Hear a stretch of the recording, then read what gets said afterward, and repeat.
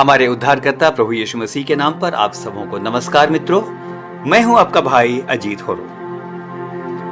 आज के हमारे मनन का विषय होगा छाप किसकी है। मित्रों, लूका 15 और उसके 8 से 10 में हम खोए हुए सिक्के के दृष्टांत को पढ़ते हैं। बाइबल बताती है कि वो सिक्का जब खो गया तो उस स्त्री ने पूरे घर को झाड़ा बुहारा और दिया जलाकर तब तक खोजती रही जब तक वह मिल नहीं गया। सवाल उठता है, सिक्के का महत्व क्यों है?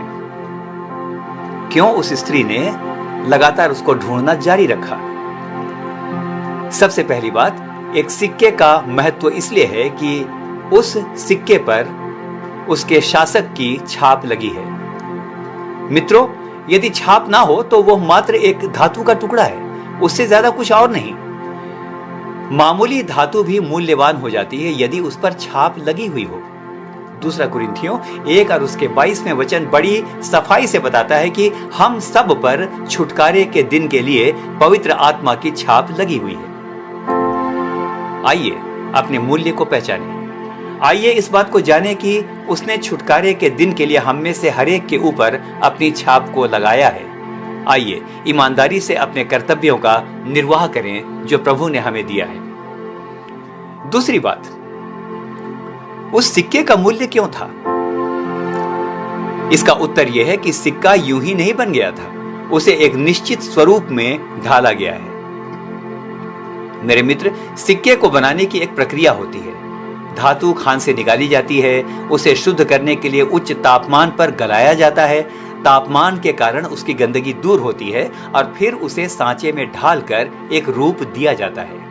यदि धातु नहीं गली, तापमान नहीं सहा और शुद्ध नहीं हुई तो उसका कोई मूल्य नहीं है।